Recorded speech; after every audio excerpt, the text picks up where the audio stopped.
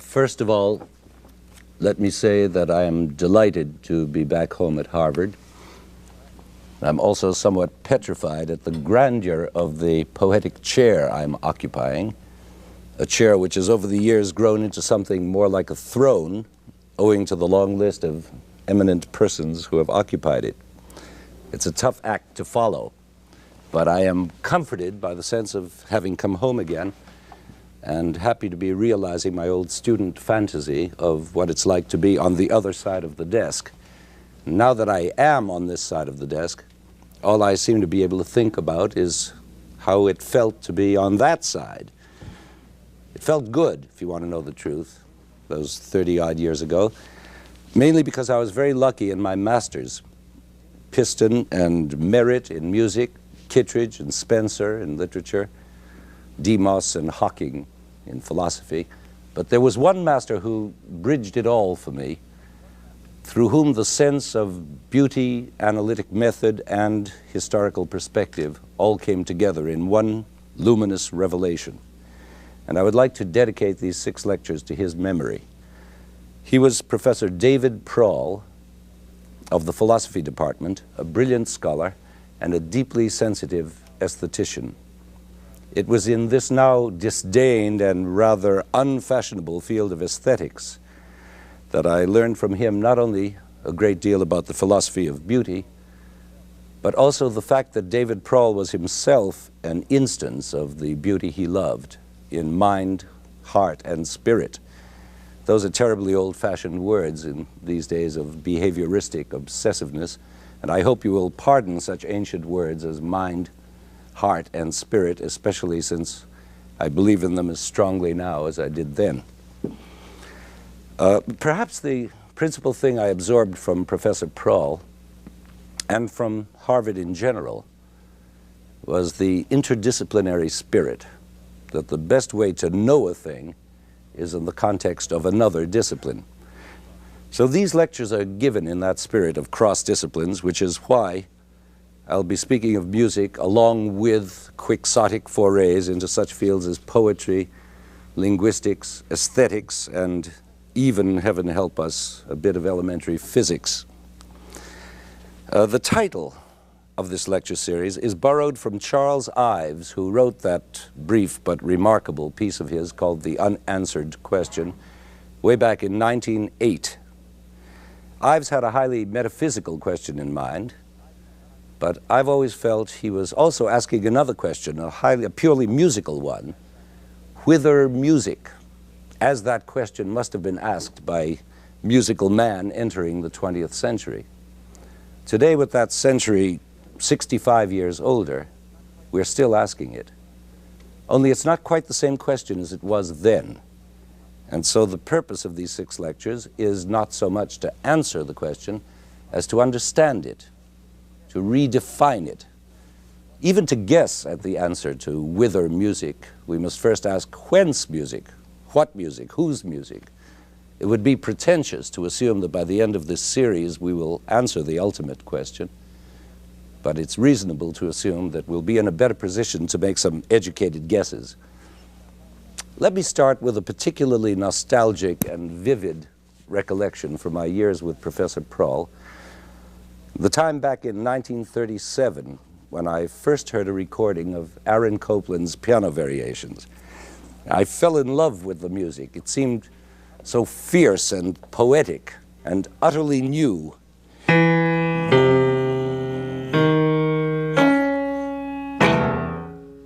This music opened up new worlds of musical possibilities to me, and I wrote a raving report on it for my aesthetics course. And Professor Proll became so interested in it that he decided he wanted to learn it himself. What a man. He even bought me the sheet music. So I learned it and taught it to him, and he taught it back to me, and we analyzed it together. It became our song. Now, this is not just a sentimental anecdote, because as we were analyzing the Copland Variations, I made a startling discovery that the first 4 notes of the piece, which are the germ of the whole composition, are really these 4 notes, with the 4th note an octave higher. And I suddenly perceived that these same four notes, in another order, formed the subject of Bach's C-sharp minor fugue from the Well-Tempered Clavichord. And then I discovered the same four notes transposed, with the first note repeated, germinating the variations in Stravinsky's octet. And the same four notes then popped up in yet another order and key as the initial motto of Ravel's Spanish Rhapsody.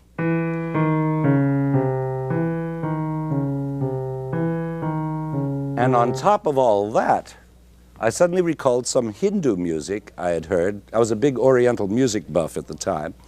And there were those same four notes again. Boing, boing. And at that moment, a notion was born in my brain that there must be some deep, primal reason why these discrete structures of the same four notes should be at the very heart of such disparate musics as those of Bach, Copland, Stravinsky, Ravel, and the Uday Shankar Dance Company. And all this and more I poured out to David Proll, and that was my first Norton lecture to an audience of one. From that time to this, the notion of a worldwide inborn musical grammar has haunted me. But I would never have dreamed of basing a lecture series on a notion so ill-defined and apparently non-verifiable if it were not for the extraordinary materials that have appeared in recent years on the similar idea of a universal grammar underlying human speech. I've been profoundly impressed and encouraged by the burgeoning of thought in this relatively new linguistic area, an area that might be called Chomskyan. By so naming it, I don't mean to restrict my observations to Noam Chomsky's work alone. It's a term of convenience, since he is the best known, most revolutionary, and best publicized name in that area. Along with his colleagues and disciples, many of whom are now in radical disagreement with him, he has produced a body of work that has reinvigorated linguistics to a point where it seems new light may be shed on the nature and structural functions of that elusive thing called mind. In other words, by studying in depth why we talk the way we do, by abstracting the logical principles of language, we may be in a position to discover how we communicate in a larger sense, through music, through the arts in general, and ultimately through all our societal behavior. We may even discover how we are mentally constituted, because language is species-specific.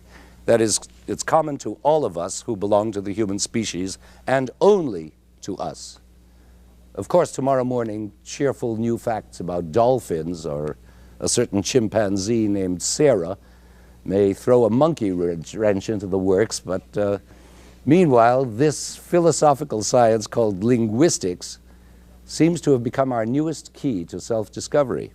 With each passing year, it seems to substantiate ever more convincingly the hypothesis of innate grammatical competence, as Chomsky calls it, genetically endowed language faculty, which is universal. It's a human endowment.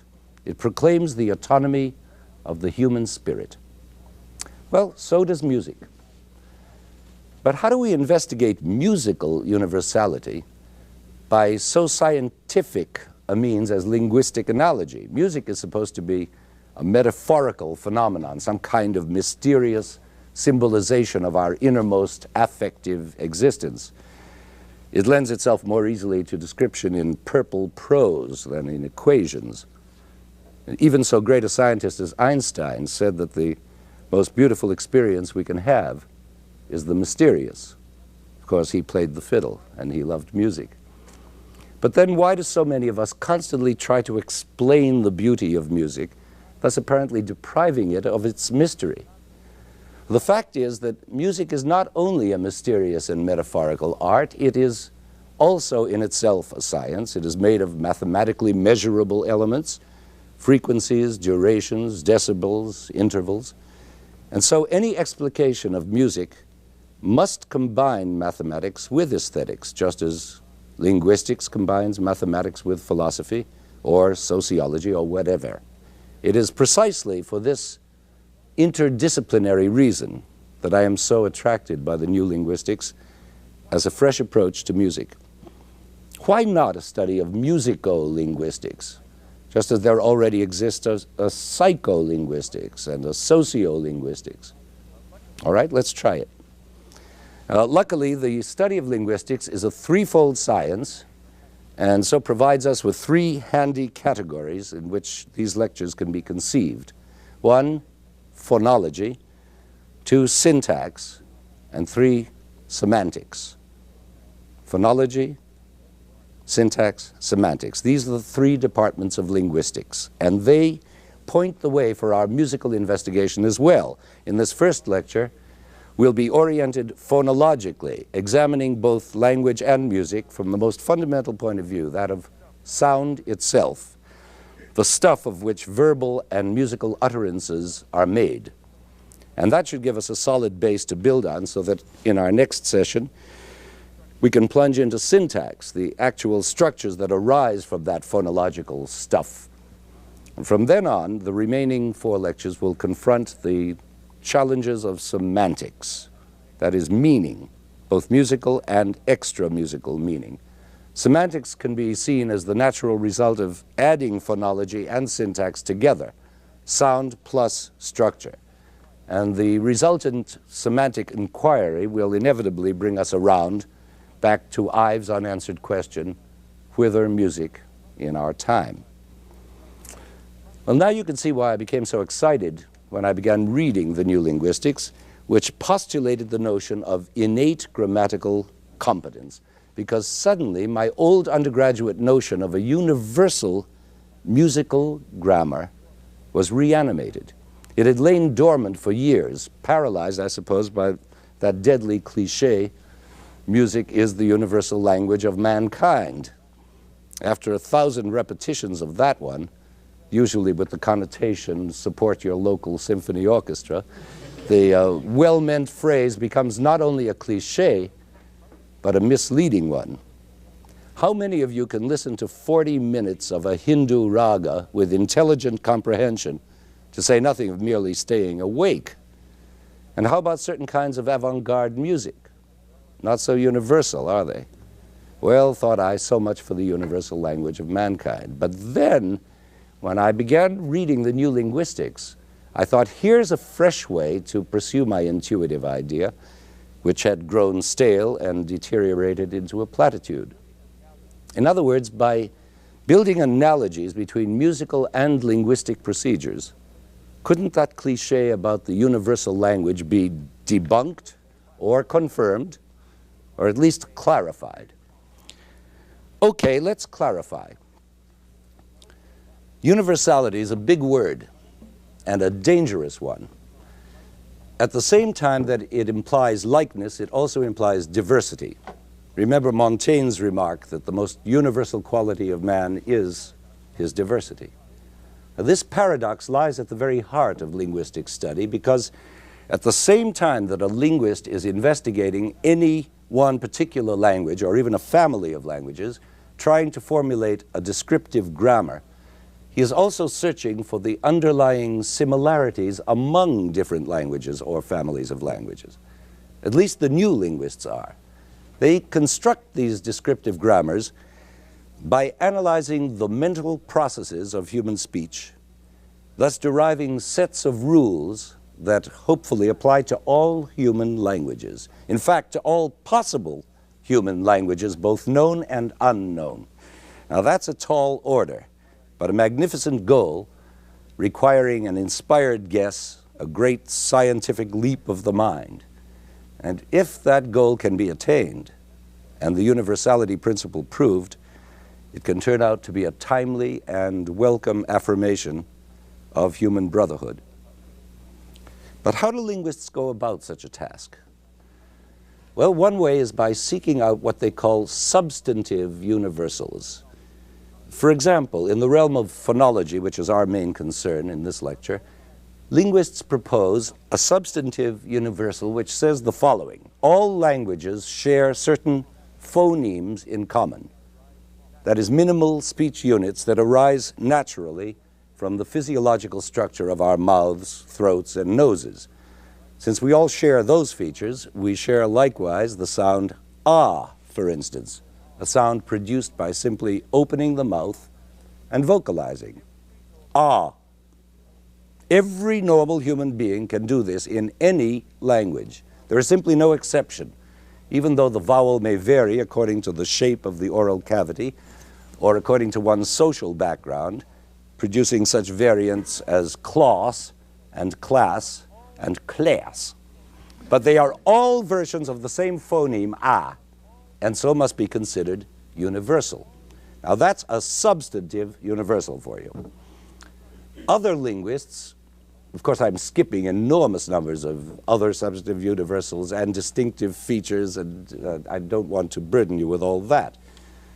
But certain other linguists go about seeking universals in different ways, such as etymologists, who point out that the interesting thing about the Spanish word hablar, to speak, and the Portuguese equivalent, falar, to speak, is not that they seem to be totally different words, but that they are the same word, deriving from the same Latin root, fabulare, but with phonetic deviations.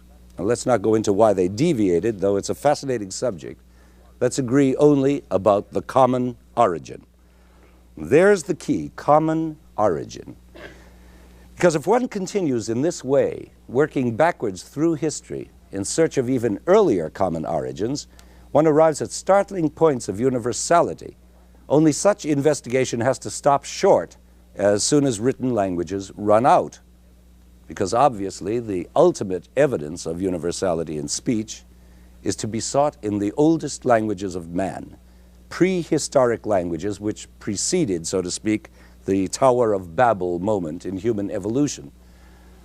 But such ancient languages simply don't exist.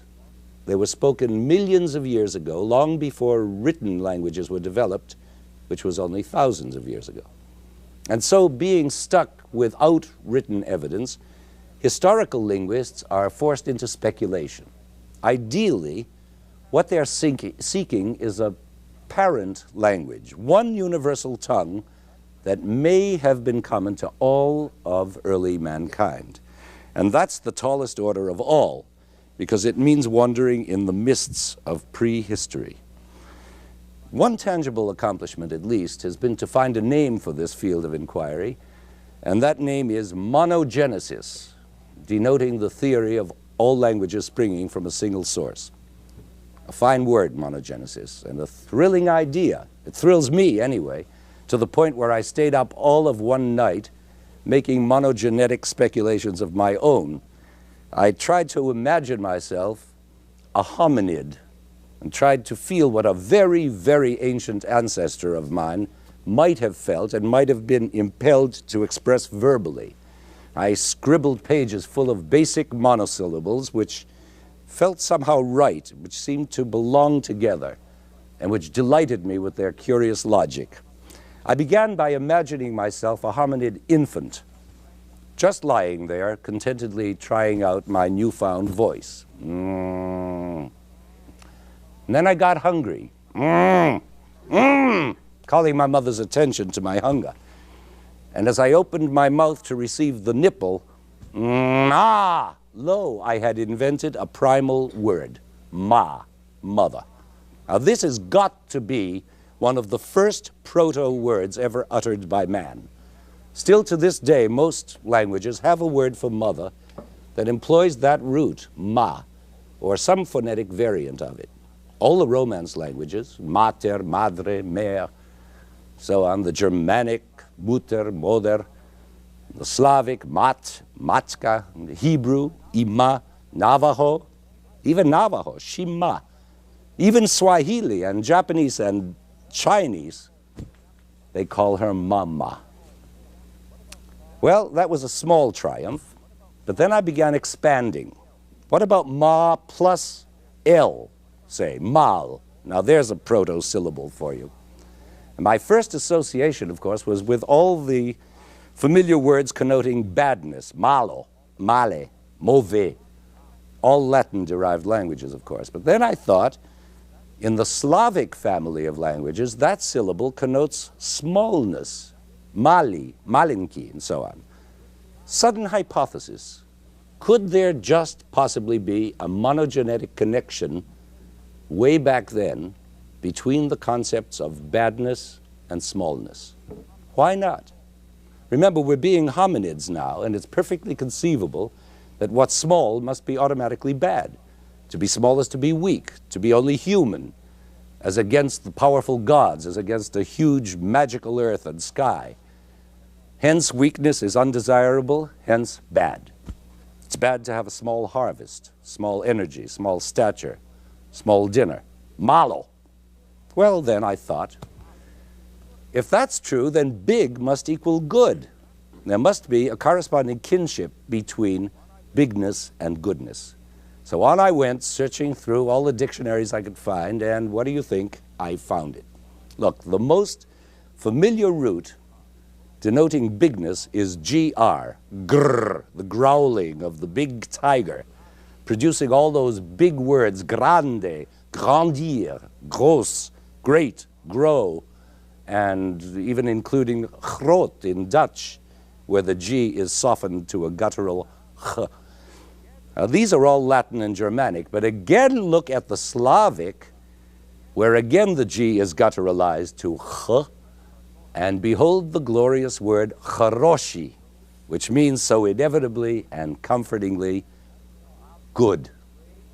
And chrabri is brave, and big, brave, good, and God. Somehow it all adds up. Way back, before and behind and beyond all these comparatively recent languages, there must lurk, I fondly hoped, one universal parent tongue which contains the great simultaneous equation big equals good and small equals bad. Triumph. But why am I burdening you with my private game playing, this less than scientific speculation? It's hardly what a linguist would call authentic. And I cannot say strongly enough that I claim the right to be wrong. It's every teacher's academic right, and I stand ready to take the risk involved, just as any theorist or scientist does. And so my monogenetic speculation interests me, and I hope you, because of what it suggests about music, the origins of music and the very nature of musical materials, the notes themselves. Let's make a simple analogy and return for a second to being that hominid infant who invented the proto-word ma. Well, we quickly learn to associate that morpheme with our supplier of milk, right? And so we call her when we need her, Ma! Now, on a purely phonological level, that sound begins with an attack, an ictus, ma, and ends in a descending glide, ma. That's the way we speak, ictus plus glide. Of course, the glide may also be upward if the intention is interrogative. Ma. But now let's feel a tremendous intensification of our need, of our hunger, of our impatience. And so we intensify the ictus by prolonging it. Ma, and lo and behold, we are singing. Music is born. The syllable has become a note. Ma, just eliminating the glide. Or to use the technical jargon of our time, the morpheme is rewritten as a pitch event. And what an event that must have been way back then. What we seem to be getting to is a hypothesis that would confirm another famous cliche, namely, music is heightened speech. After all, what causes such a heightening? Intensified emotions, hunger, impatience. And certainly the deepest universals we all share are emotions, affects. We all have the same capacity for passion, fear, anticipation, aggression. We all display the same physiological manifestations of affect. Our eyebrows go up with anticipation, our hearts pound with passion, and fear affects us universally with gooseflesh. And in the sense that music may express those affective goings-on, then it must indeed be a universal language. Maybe even a divine one, to invoke yet another cliché. I have often thought that if it's literally true that in the beginning was the Word, then it must have been a sung word. The Bible tells us the whole creation story, not only verbally, but in terms of verbal creation. God said, "Let there be light." God said, "Let there be a firmament." He created verbally. Now, can you imagine God saying, just like that, "Let there be light," as if ordering lunch? Or even in the original language, "Yehi or." Yehi or. I've always had a private fantasy of God singing those two blazing words, "Yehi or." Now that could really have done it. Music could have caused light to break forth. But all I've just done is to prolong the ictus again. What I've created is simply heightened speech, which would seem to corroborate yet another cliché about music beginning where language leaves off. I think Schopenhauer, that one. In other words, if the theory of monogenesis is valid, and speech indeed has common origins, and if the heightening of that speech produces music, then music may also be said to have common origins and is therefore universal, whether the notes issue from the mouth of God or from that hungry infant. But where do these notes come from? Why do our ears select certain notes and not others? For example, why do children tease one another in a specific sing-song way? Na, na, na, na. Two very special notes, which children also use to call one another, Jerry, Doris, whatever, and which are often used by them in their singing games. Little Sally Water. Now that's the same two notes, only now expanded to three notes. Little Sally Water. Or perhaps you once yelled, Ollie, Ollie, I'm free. Does that sound familiar? Well, again, we must ask, why just those notes in that particular order? Research seems to indicate that this exact constellation of two notes and its three-note variant is the same all over the world wherever children tease each other, on every continent and in every culture. In short, we may have here a clear case of a musico-linguistic universal, and one which can be identified and explained in a non-vacuous way. I want to take a little time to do this carefully because in the explanation lies the key to musical universality in general. The answer to the question, why just those notes, and eventually to the question, why those notes in Mozart and why those notes in Copland or in Schoenberg or whoever. And in having an answer, we musicians have a singular advantage over the linguists who ask their question, why just those sounds in human speech? And they seek their answers by constructing a very complex hypothesis, which is still very much in the working stage, subject to proof or disproof, amplification or derision. But we musicians are luckier. We have the built-in, preordained universal known as the harmonic series. Now, to those of you who know all about the harmonic series, I beg your indulgence for a few minutes so that I can sketch it out for those who don't. This acoustical phenomenon called the harmonic series or overtone series is not hard to understand if you remember the basic high school fact that all sounds are produced by vibrating bodies which send out waves. Now, if such a vibrating body is irregularly constituted, like this floor or this piano, it will emit waves which are irregular, and our ears will perceive them as noise. Ow. But if the source of vibration is of a consistent structure, like any one of the strings in this piano, it will emit regular waves, and we hear them as a musical tone. Of course, the source doesn't have to be a string. It can be a column of air, as in a clarinet, or a column of steel, as in a tubular bell, or a stretched animal hide, as in a kettle drum. But whatever it is, it produces what's called energy in vibratory motion. That's the official language. By being beaten, blown, plucked, struck, or frictionized with a bow. Now let's settle for a piano string. Let's say this one, which is of a particular length, tension, thickness, and density, and when struck by its hammer, produces sound waves at a frequency of 132 vibrations per second, and is known to the world as the note C. Now comes the interesting part. If I sit at the piano and play that low C, you may think you're hearing only that one tone, a dark, rich bass note. But you're not. You are simultaneously hearing a whole series of higher tones that are sounding at the same time. And these are arranged in an order preordained by nature and ruled by universal physical laws.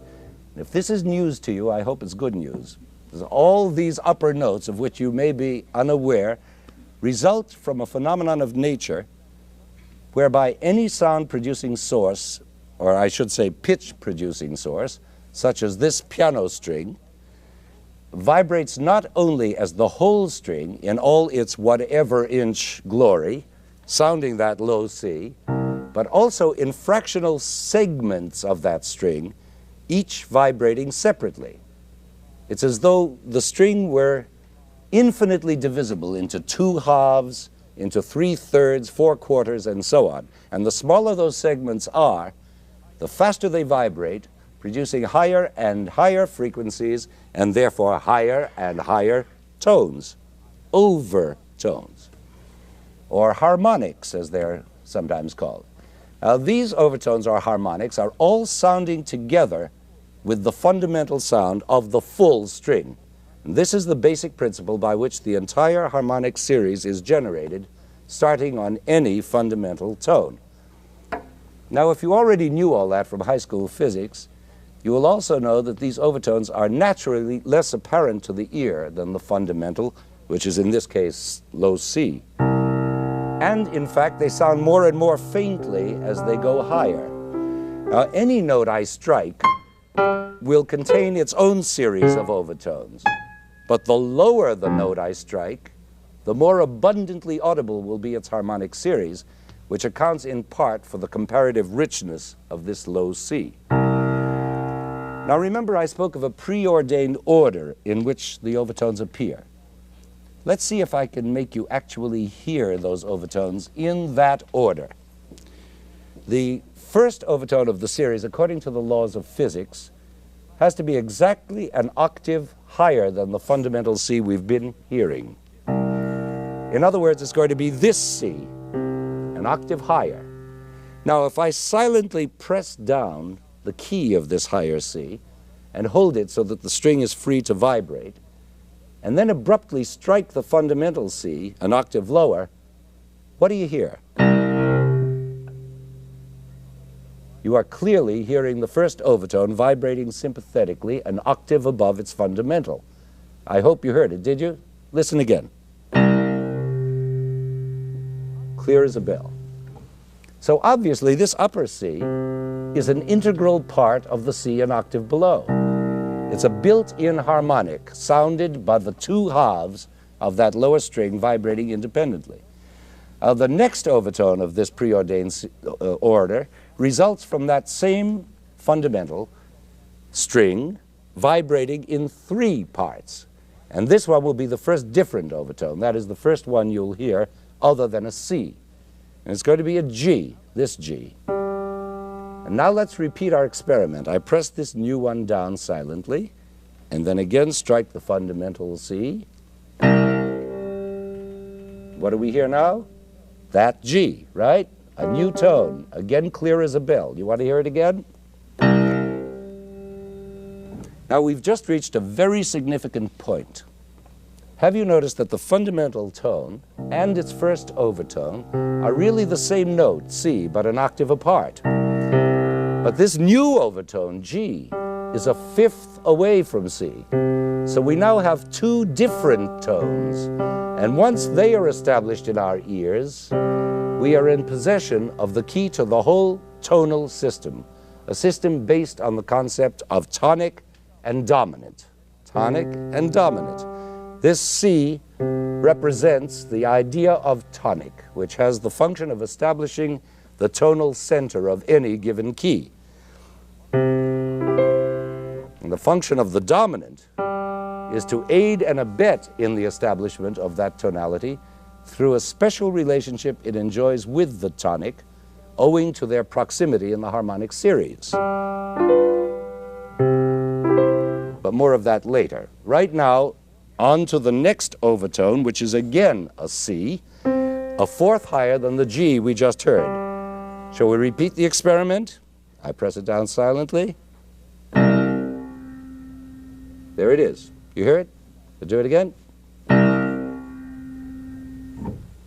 Now the next one is again a new pitch, this time a third higher than its predecessor. Notice that the intervals are getting progressively smaller as we ascend the series. It began with an octave, and then a fifth, and then a fourth, and then now a third. And this new overtone will be this note E. Listen. It's a bit fainter, but it's there for all to hear. Shall I try it again? Hear it way back there? One last time. It's clear. And there you have the first four overtones of the series.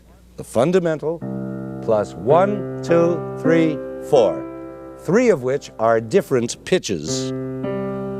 Those 3. Now it must be obvious to you that these 3 notes, rearranged in scalar order, constitute what is known as the major triad, which is the very nucleus, the cornerstone of most of the music we hear from day to day, whether it's a symphony or a hymn or a blues.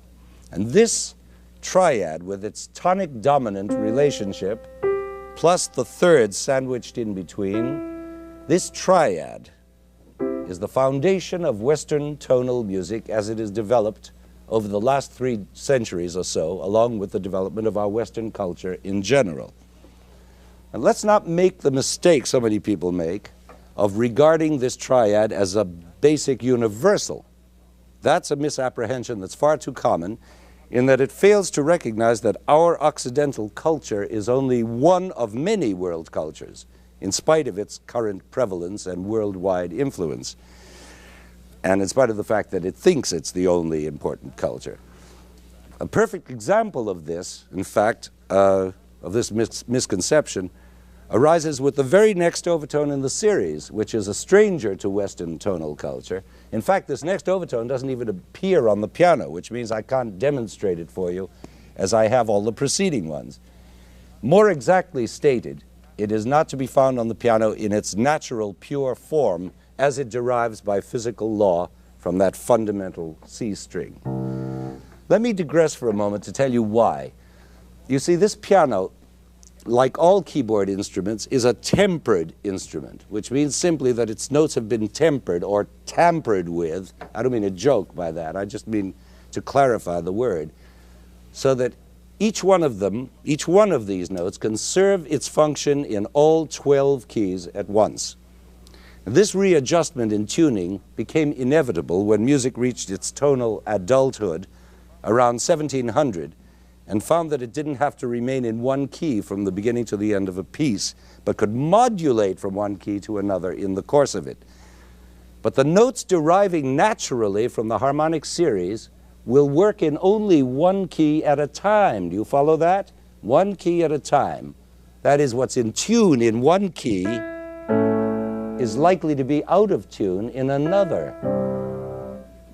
Would you believe that if this piano were to encompass only natural, untempered tones, this single octave space would have to contain 77 different keys? Well, you can understand that a compromise had to be made somewhere. And that somewhere was the moment in history when the rapid development of tonal harmony coincided with the equally rapid development of keyboard instruments with their fixed, unchangeable tones. And that's how the tempered clavichord came to be, to say nothing of this Baldwin Grand. And that's why I can't play you this next overtone. But actually, if we approach it pianistically in our ascent of the harmonic series, we find it somewhere around here, lying in the crack between this B flat and this A. It's one of those blue notes.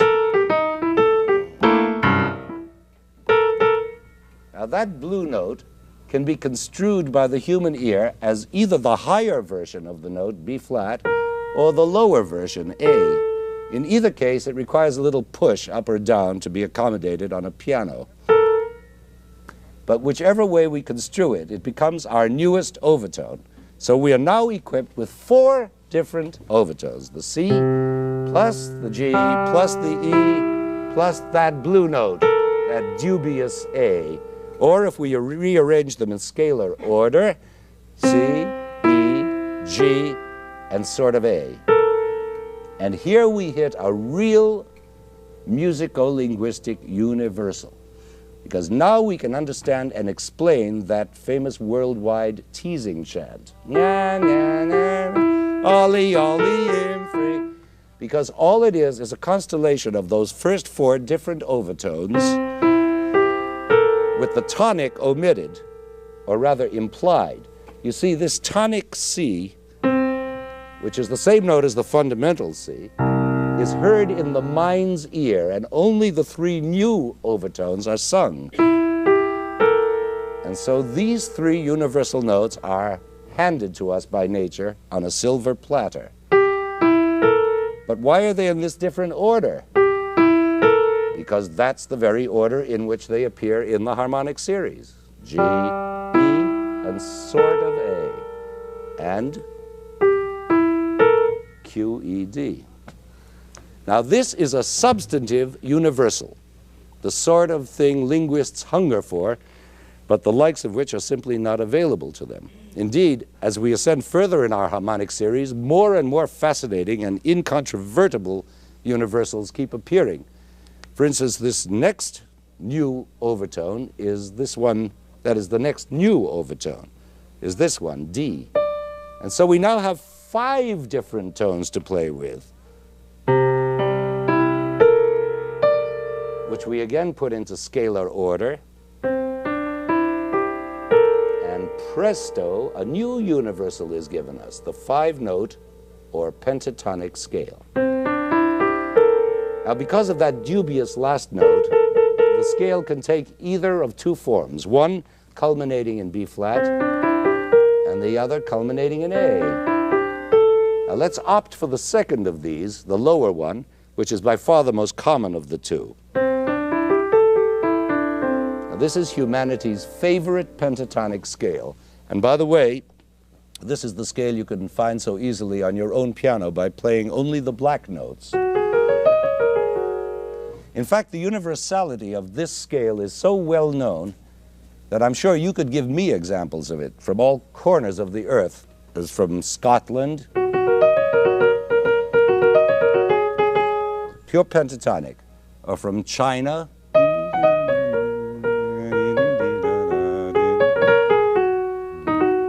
or from Africa,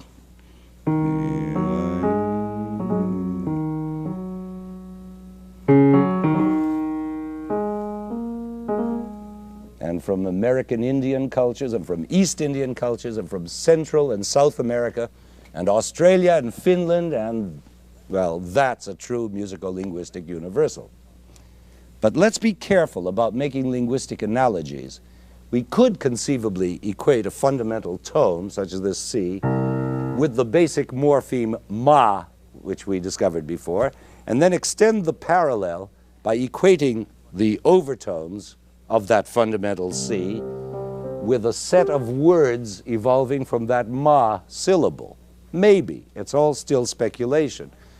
But what appears to be much more convincing is the analogy between Chomsky's innate grammatical competence and the innate musical grammatical competence which we may all possess universally. That is, our inbuilt capacity to construe those naturally serialized overtones and to construe them in different ways, just as the various cultures of the world may have construed basic monogenetic materials and constructed out of them thousands of particular grammars or languages, all different from one another. Analogously, varied human cultures can construe this pentatonic scale in different ways, depending, for example, on which of the 5 notes is taken to be the tonal center. For example, this one, that's one way. Or this one. You see how it makes it a whole different pentatonic, but they're the same 5 notes. Or this one, same 5 notes again, but a different scale.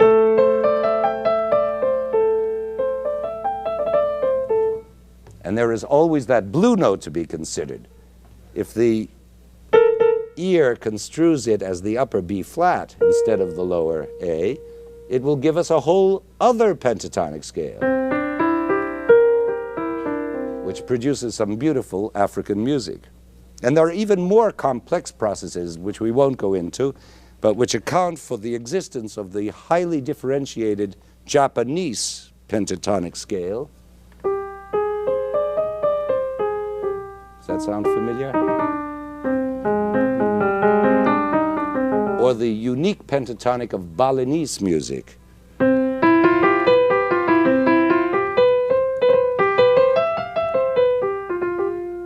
But enough of pentatonics. I think we've seen enough of the way the harmonic series operates to recognize the fact that as we ascend the series, always finding new tones to be added, there we are, to be added to our collection, we can eventually account for 6 and 7 note scales, including Greek modes and church modes, and the diatonic scales, both major and minor, and eventually all 12 tones of our so-called chromatic scale, which is, of course, due to the miracle of tempering. We get those 12 equidistant tones. And you may well ask, why just 12 tones? Patience, you'll find out in a minute. But even these 12 tones don't exhaust the potential of the harmonic series. The upper reaches of the series continue to furnish us with intervals even smaller than the half tones that make up our chromatic scale. Intervals such as quarter tones, or even thirds and fifths of tones, all of which still inhabit areas of experimentation and electronic research. To say nothing of microtones, which are such an essential part of so much Oriental music. But the overriding fact that emerges from all this is that all music, whether pop, folk, symphonic, modal, tonal, atonal, polytonal, microtonal, well-tempered or ill-tempered, music from the distant past or the imminent future, all of it has a common origin in the universal phenomenon of the harmonic series. And that is our case for musical monogenesis. But is it necessarily a case for universality? Think. What about those Hindu ragas that so many people find difficult to comprehend? Well, I suggest a simple answer in the light of our linguistic analogies. Just as the grammars of human languages, even mutually unintelligible ones, may have sprung from the same monogenetic sources, so in the same way, highly varied musical tongues, which are also strangers to one another, can be said to have developed out of their common origins.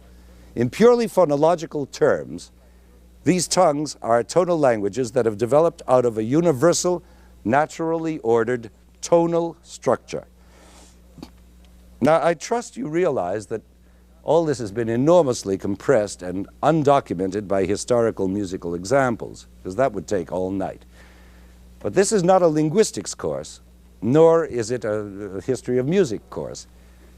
What we're trying for is a very high overview of musical development in terms of a vocabulary constantly being enriched by more and more remote and chromatic overtones. It's as if we could see the whole of music developing from prehistory to the present in 2 minutes. Now let's again pretend we're hominids and that the smash hit of the moment is, let's say, Fair Harvard. Here we are in our hominid hut crooning, Fair Harvard, and now maybe our wives and maybe our prepubescent sons join in, and automatically we're singing not in unison, but in octaves, since men's and women's voices are naturally an octave apart. And with blessing surrender thee. Now that octave interval, I wish I could sing an octave so I could really show you what I mean. But that octave interval happens to be the first interval of the harmonic series, as you remember, right? Okay, now centuries pass, and the next interval of the harmonic series is assimilated by humanity, namely the fifth. And now we can be singing this. By those festival rites. Now, of course, this little change brings us forward a mere 10 million years into the 10th century AD and into a fairly sophisticated musical culture. But now we admit the next interval of the series, the fourth, and now we can mix intervals of the octave and the fifth and the fourth.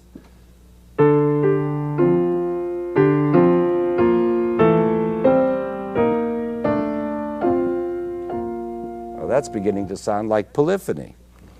And again comes a great leap as music absorbs the next overtone, the third, and just listen to the difference. It's a whole new music, richer, mellower, with a new coloristic warmth. And as we know, this new interval of the third, because I like the older sound better, but anyway, as we know, this new interval of the third introduces into music the phenomenon of the triad, so that now Fair Harvard can begin to sound more like its Victorian self. And so there is born what we now call tonal music, a stable tonal language firmly rooted in the basic notes of the harmonic series, the fundamental and its first different overtone, the fifth, now and forevermore to be known as the tonic and the dominant. And that fifth interval really does dominate, because once this tonic-dominant relationship is established, it's a field day for composers.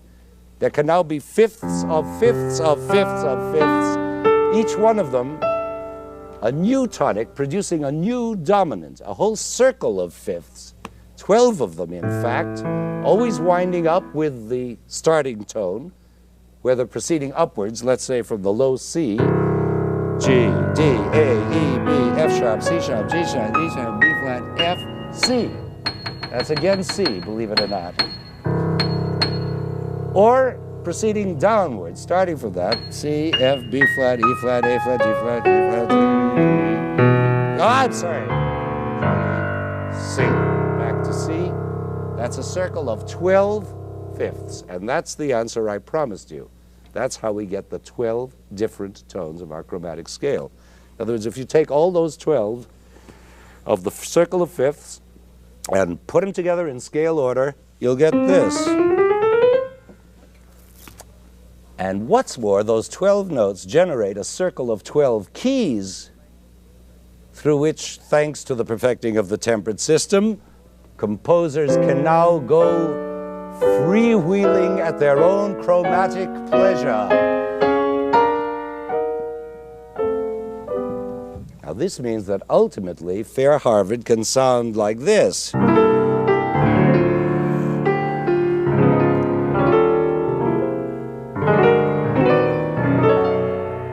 that's chromatic porridge. And in our own century, it's going to become goulash.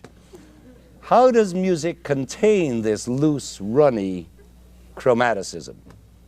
by the basic principle of diatonicism, that stable relationship of tonics and dominants, subdominants and supertonics, and new dominants and new tonics. And we can now modulate as freely as we want, as chromatically as we want, and still have complete tonal control. This great system of tonal controls was perfected and codified by Bach, Johann Sebastian Bach, whose genius was to balance so delicately and so justly these two forces of chromaticism and diatonicism, forces that were equally powerful and presumably contradictory in nature.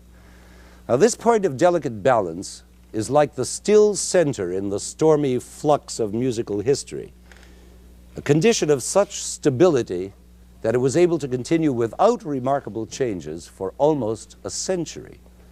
And this roughly 100 years became a golden age. Now, this is not to say that there weren't drastic changes in style and form during those 100 years.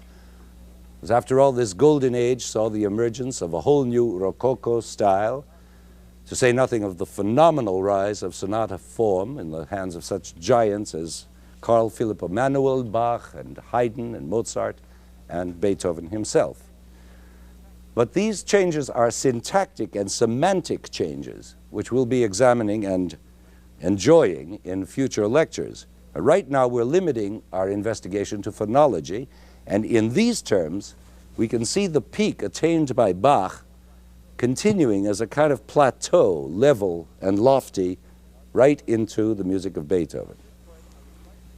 Now, at this point, I would like to invite you to listen with me to one of the supreme examples of this golden age, Mozart's G minor symphony, a work of utmost passion, utterly controlled, and of free chromaticism, elegantly contained.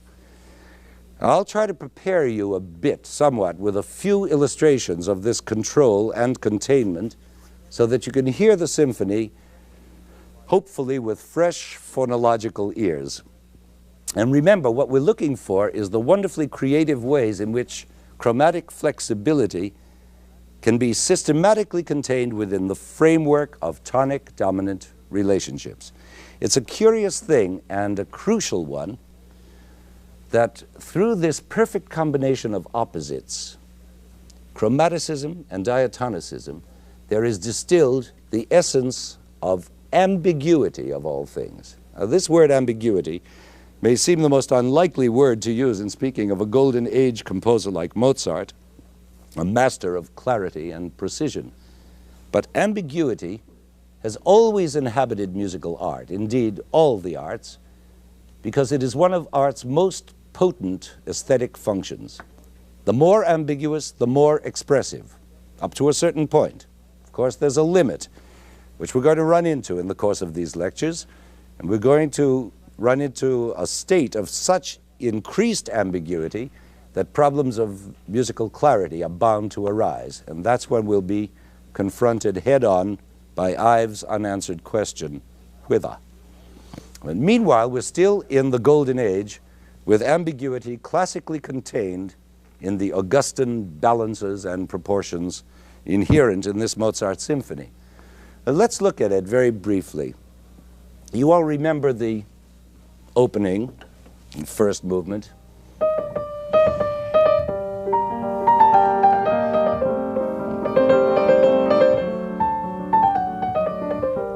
Now, this whole section moves quite easily and diatonically from its G minor tonic to its first cadence, which is, naturally enough, on the dominant.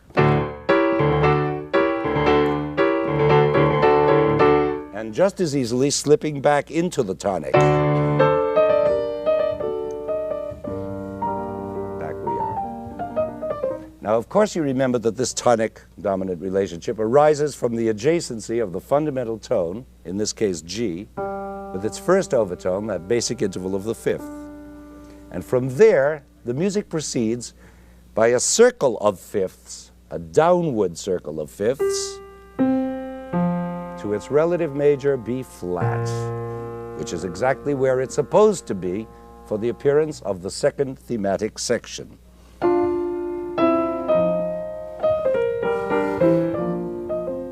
But notice that Mozart's theme is already chromatically formed, and it gets more so as it goes on,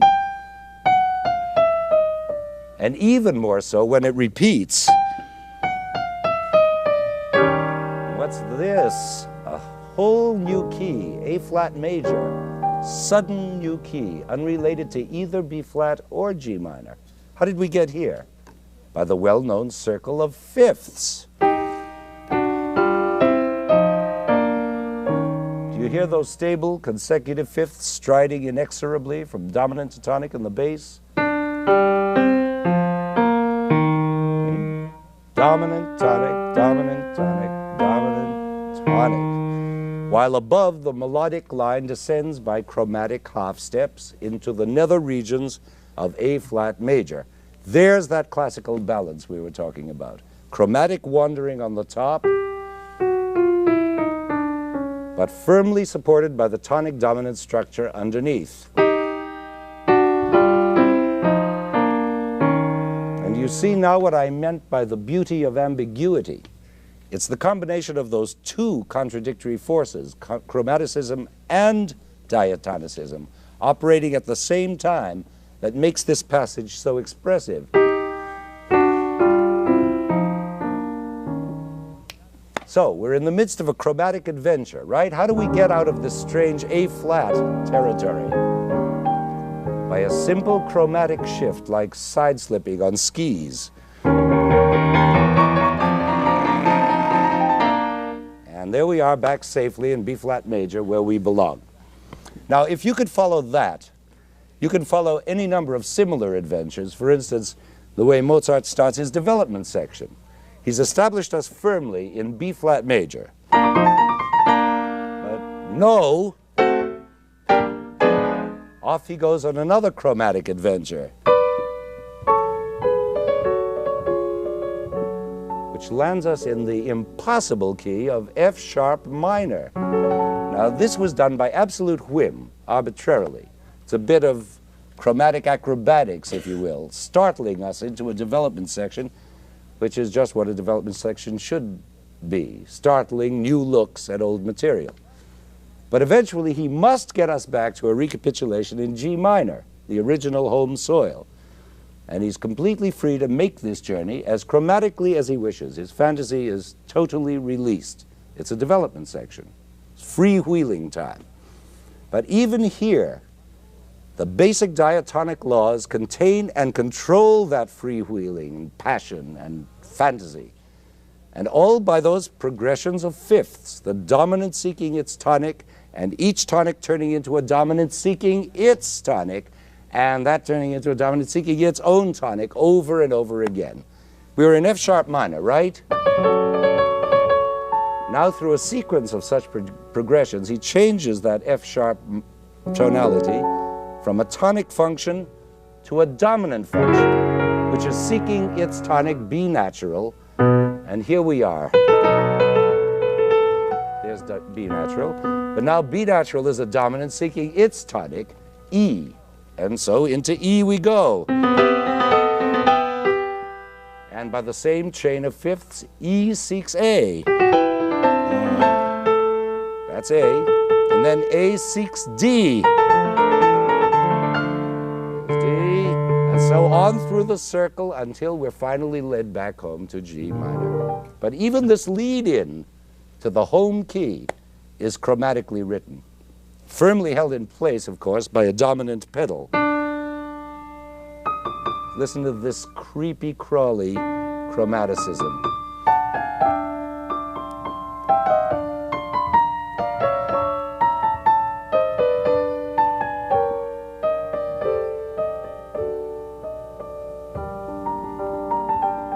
Back to our oh so gratifying and welcome recapitulation in G minor.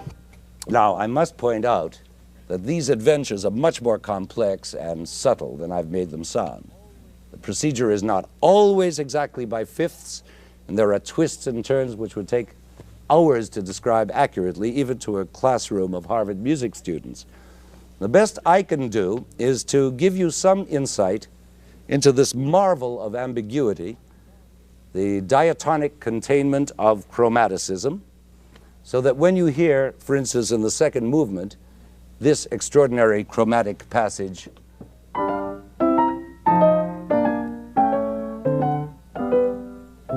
you can also be aware of the strong diatonic underpinnings, those fifths, again, striding inexorably from tonic to dominant.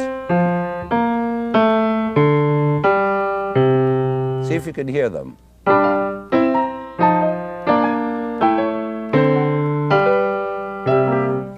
Even in the third movement, the minuet, which is extremely diatonic, it's hardly chromatic at all. Mozart can't resist, just before the end, one of his charming chromatic excursions. But instantly it all writes itself in a classical dominant tonic cadence. But the most breathtaking chromatic trip of all occurs in the final movement, which begins, as you remember, innocent enough and tonally not too eventful throughout the whole exposition. But then again comes the development section, and all hell breaks loose.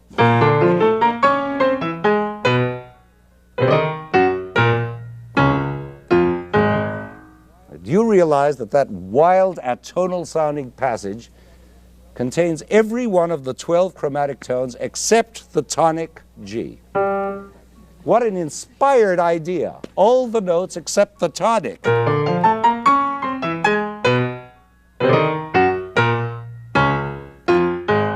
It could easily pass for 20th century music if we didn't already know it was Mozart.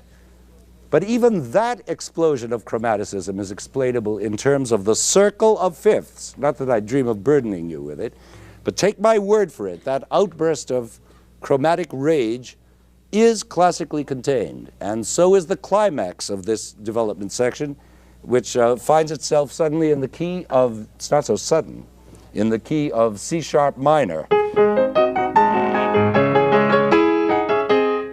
C sharp minor, which is as far away as you can get from the home key of G minor. Sounds pretty remote, doesn't it? And again, believe me, all these phonological arrivals and departures to and from the most distantly related areas operate in the smoothest, most Mozartian way under perfect diatonic control. Well, what does this all add up to? Now, let's find out by hearing the whole work as performed on film by the Boston Symphony Orchestra, and I hope we'll be listening to it with fresh phonological ears.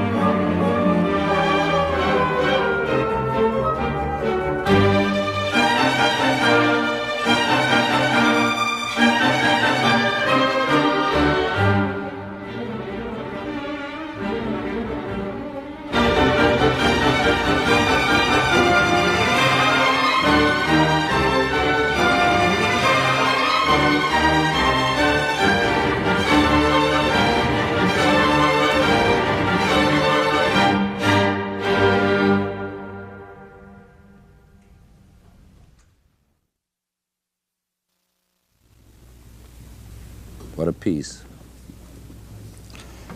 Now, last night, at the first presentation of this lecture, the Harvard Square Theater, this performance of the Mozart Symphony was interrupted in the middle of the first movement by a bomb scare. And we all had to go out into the street, nobody knowing whether we were going to come back and resume or not, and wait for almost an hour until we had word that the police had cleared the whole theater. And during that wait, I must say that I was sick at heart and overcome by despair, because why had I been talking my guts out for an hour and a half on human brotherhood and universality, only to have this kind of despicable disproof of human brotherhood thrown in our faces? But when I came back, and we all came back, and so many of the audience did come back, to my amazement, and listened from the beginning again through to the end of this symphony, I must say that my faith was restored and doubled, not only by this incredible piece of music, which I guess if one had to point to a work that symbolized in itself the essence of the whole Faustian experience of man since the Renaissance, this would be it. But also because of the number of the audience that waited it out and came back and listened to it, terribly moved. Of course, I wouldn't have been so upset if the interruption had come during my talk, but to interrupt Mozart, to interrupt that extraordinary wholeness and continuity, that entity which is this work, was the greatest insult of all. But as I say, my faith was restored just to hear it, and just to hear it with those people and through them. So I feel even more confident of what I was trying to say in the beginning than I had when I wrote it. Just a short word now about our subject next time, which will be syntax. Do you remember the second of the three linguistic departments? Musical and linguistic syntax, in which we'll be examining the actual formations of these phonological elements we've been discussing this time. And then we'll be ready to understand the semantic problems of music from Mozart to the present, and hopefully come closer and closer to understanding and maybe even answering Ives' unanswered question. Thank you.